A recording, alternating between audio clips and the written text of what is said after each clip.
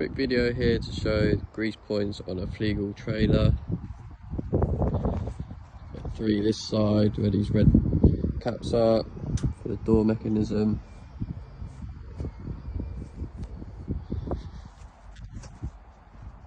The same on the other side.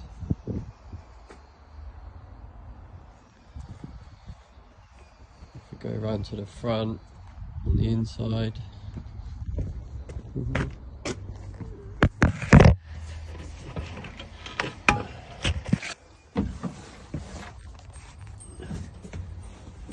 On the sliding deck and the plough, have one grease nipple here, one here,